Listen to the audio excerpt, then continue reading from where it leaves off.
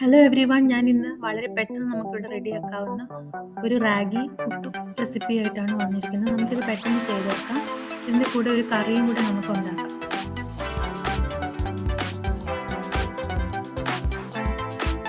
ഇതിനു വേണ്ടി ഞാൻ 1 കപ്പ് റാഗി പൊടി എടുത്തിട്ടുണ്ട്, ഒരു 1/4 കപ്പ് തേങ്ങ തിരുമിയത്, 1 ഗ്ലാസ് വെള്ളം എടുത്തിട്ടുണ്ട്, പിന്നെ ആവശ്യത്തിന് ഉപ്പ്. ഇത്രയും കൂടി വെച്ച് നമുക്ക് ഈ പുട്ടുപൊടി നനച്ചെടുക്കാം. തേങ്ങ തിരുമിയത് ഇത്തിരി കൂടുതൽ ഇട്ടാലും കുഴപ്പമില്ല.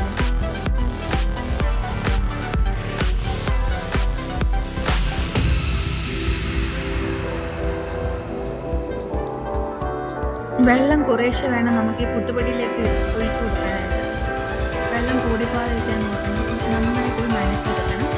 അതിനകത്ത് നമുക്ക് തേങ്ങ തിരുമിയതും ചേർത്ത് ഞാൻ ഇതിനകത്തേക്ക് കുറച്ചും കൂടി തേങ്ങ ചേർക്കുന്നുണ്ട്. 1 പിടി തേങ്ങ കൂടി ചേർക്കാം.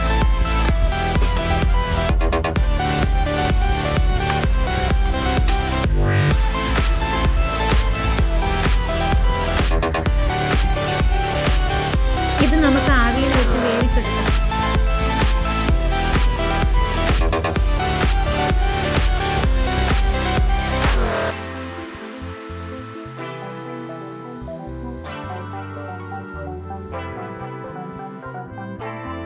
ഞാനിവിടെ അടുപ്പിലൊരു കുക്കർ വെച്ചിട്ടുണ്ട്. ഇതൊന്ന് ചൂടായി വരട്ടെ.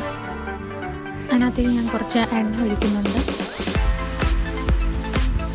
എണ്ണ ഒന്ന് ചൂടായതിന് ശേഷം ഇതിലേക്ക് കടുക്, ജീരകം, വറ്റൽമുളക് ഇതെല്ലാം കൂടി ഇട്ടൊന്ന് മൂപ്പിക്കാം.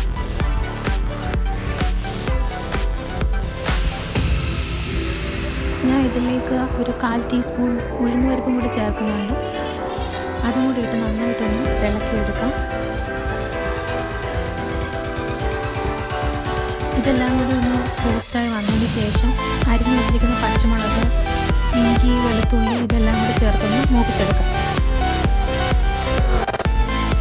ഇനി അടുത്തതായിട്ട് അരിഞ്ഞു വെച്ചിരിക്കുന്ന സവാള, അതൊരു 1/2 കപ്പ് സവാള ഞാൻ അരിഞ്ഞു വെച്ചിട്ടുണ്ട്. അതൊന്ന് വഴറ്റിയെടുക്കാം.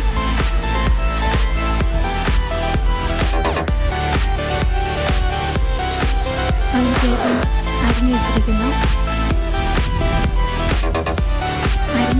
ഈ ഉരുളക്കിഴങ്ങ് കൂടെ ചേർത്ത് നന്നായി ഇളക്കിയെടുക്കാം. ഇനി ഇതിലേക്ക് മസാലകൾ ഓരോന്നായിട്ട് ചേർക്കാം. ആദ്യമായിട്ട് കുറച്ച് മഞ്ഞൾപ്പൊടിയും കുറച്ച് ഉപ്പും കൂടി ചേർക്കാം.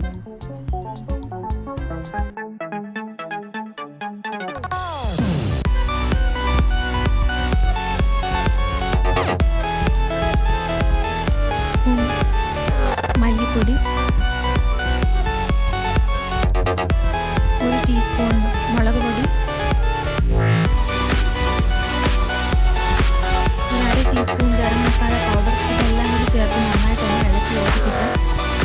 പിന്നെ ഞാൻ ഇതിലേക്ക് ഒരു 1/2 ഗ്ലാസ് വെള്ളം ചേർക്കുന്നുണ്ട്.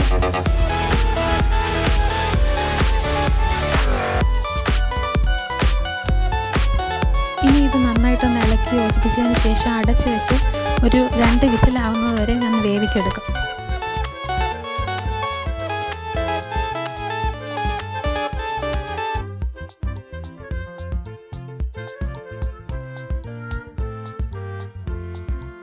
ഒരു പാത്രത്തിലേക്ക് മാറ്റാം.